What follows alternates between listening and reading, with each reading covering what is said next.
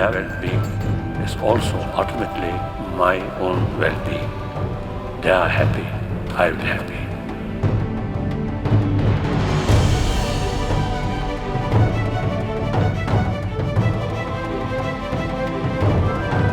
The first step and the first lesson is to accept the need for change.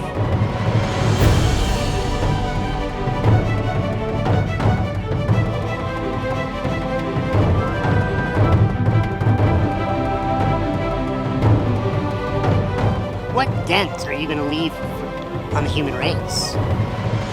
What is going to be different by the time you die from now for this planet? You realize you have that power.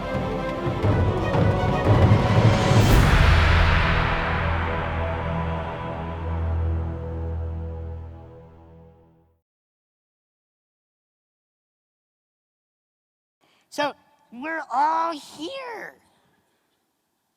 We're in this together, and we need a vision for the planet. And if you get one thing out of my talk today, it's that you better set into motion that vision. You better become very clear what you want to have happen to this planet while you're still breathing. Because the universe rewards those that make their life about service to the planet. As I said, I'm a therapist, so I work with a lot of people, and I have a unique therapy practice because I only see a client once for 15 hours in a row. We take potty breaks, okay? I know some of you are like, what? 15 hours in a row, and I oftentimes get a lot of individuals that have a lot of money, and yet they're burned out. CEOs, business owners, sales individuals. And in building up their wealth, they've lost their health, or their well-being, or their sense of purpose. And when you see the sense of purpose drift out of somebody, you see the beginning of a decay to the spirit. All human beings share two things in common. The first is we all share emotions. And the second is a very dark force.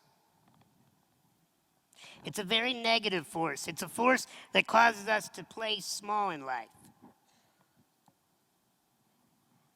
This one force keeps us from going after our dreams, keeps us from having amazing love, keeps us from having an abundance of money. It is the size of our butt, our B-U-T, our excuses. But I don't have the time, Sean. The energy, Sean, the resources, Sean. Anytime you are saying, but I don't have you're stuck on your butt excuse. The second but that we're dealing with that keeps us playing small, keeps us from rocking this planet, is our butt fears. You might want to jot this down. Our butt fears, and that is always starts with, but what if? But what if I fail? But what if I look bad? But what if I let others down? And our last but, it's our biggest but. It is the but that I am committed to eradicating from this planet. And that is our but insecurities. And that always starts off with, but I'm not. But I'm not tall enough, Sean. But I'm not pretty enough, Sean. But I'm not smart enough, Sean. Believing that you weren't born whole and complete is the most destructive belief on the planet. I'm gonna let you in on a couple secrets. I love my body. Oh, I don't just accept it. I don't just, this is what I gotta deal with. Hello, I love this. Why? Because I can do things you can't. I can go places. I can create an impact that other people have to spike their hair and fall into a tackle box with the number of piercings just to be remembered. I just roll into a room. And that is a gift. That is something that gives me an advantage. You have to get off your butt if you are going to rock this planet. But here's what happens with our butts. Oh, we are so proud of our butts. Their butts get so big and they're cushy and they get us out of stuff. Oh, Sean, I'd love to do that, but...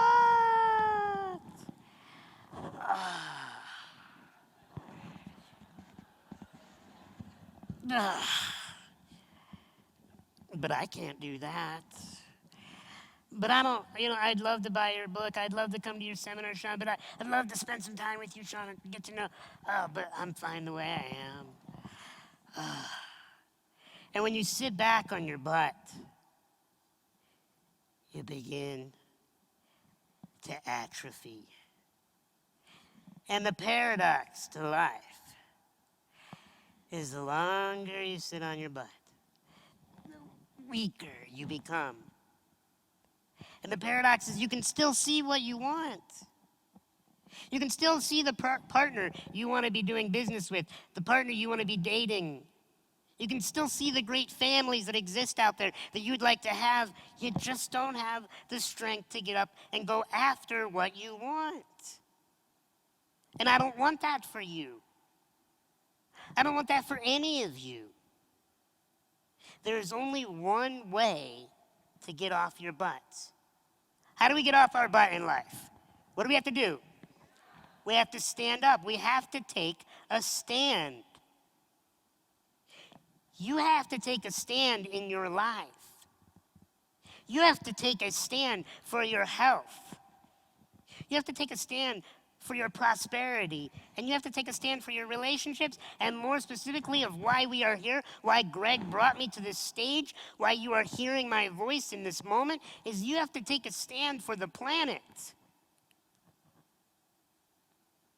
You will tap into an energy that will trump any amount of caffeine when you finally wake up to the realization the world needs you. I need you to live out your vision because it all comes back to me. It all comes back to all of us.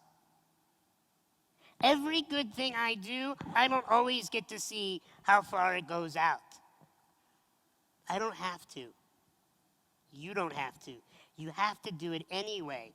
You have to take a stand for your life. And in order to take a stand, you're going to have to strengthen your standing muscles. And think of me as your fitness instructor for your soul today. You guys ready for that?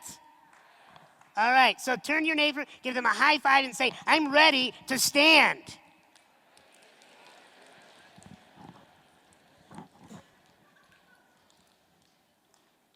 You need some standing lessons in order to stand. You are going to face challenges. You're going to face people that are going to knock you on your butt. Have you ever noticed when you really work hard at something and you really take a stand in your health or your wealth or your relationships, and people show up and say, oh, I really wouldn't do that if I were you. You start getting the naysayers that come out of the woodwork, the people that tell you, oh, Greg, to put together the Dalai Lama and Richard Branson, and just getting Sean Stevenson, how are you going to pull that off? Really? It comes down, I'm quick, guys, you got to keep moving. So it comes down to your vision. You got to take a stand for your dreams. It wasn't until many years later and thousands of dollars of education to become a scholar, as I've been called, a student in all actuality. But I realized we're all going through pain. Our world is going through pain. My mom taught me another valuable lesson on that day. She said, pain is inevitable. Suffering is optional. Please write this down. When you find the purpose to your pain, you will find the drive to go through it. and out the other side.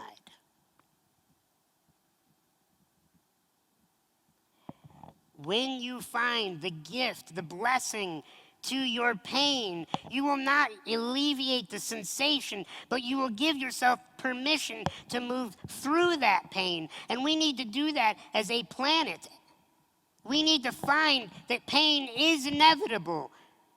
Think about all the countries when we started this day that stood up and we heard, we got all these different individuals.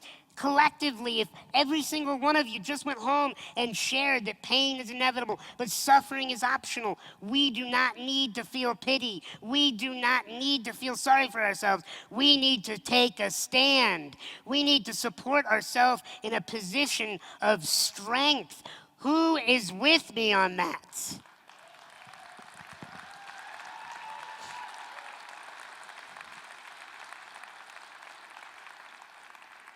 You are going to go through challenges in your life. You already have. You are going to go through pain, and more pain is headed your way. It is not pain that we will be able to eliminate from this planet. It is the suffering that we can. And when we eliminate the suffering, we can open up to raising millions of dollars to get to that huge part of our percentage that President DeClark talked about, that is living below that poverty level. That we can reach out to those individuals that do not have the privilege to have what you have. That as individuals, we need to find how to rock this planet from that voice on the inside that says, pain is inevitable, suffering is optional. One of the last things that I want to share with you is that as being a therapist, I found that we also, as a human race, we all want another thing. It's a bonus third thing. We all want to feel good, don't we? We all want to feel good. And I believe, and this is my personal belief, that we do everything to feel good, even the negative stuff, because on some level it has payoffs. That you need to become an individual that chooses better choices to feeling good. Because you have two ways to feel good. Write this down. You have gratification, and you have fulfillment. Gratification is fleeting. It's instant. And it will always leave you with a craving, a hunger, a feeling of, I can never have enough. I will never be enough. I need to get more of that just to feel good again. And it takes from you. Anytime you feel that taking experience, that is gratification. But there is another level.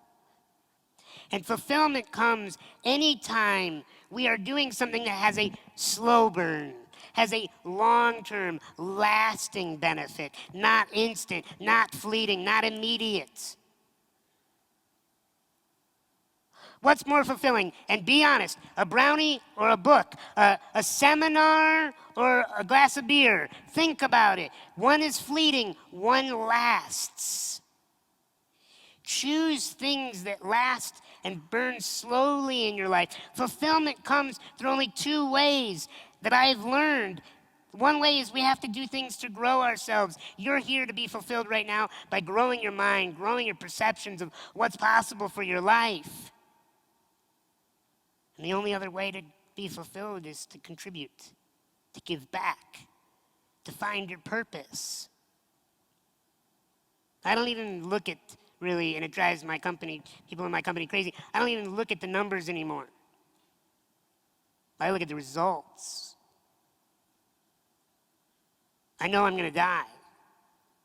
Do you? I have good news. You are all going to die. You're thinking to yourself, okay, I lost him there. That's good news because this experience is fleeting. Our time is fleeting. And that's why we need to search out fulfillment. What dent are you going to leave on the human race? What is going to be different by the time you die from now for this planet? You realize you have that power.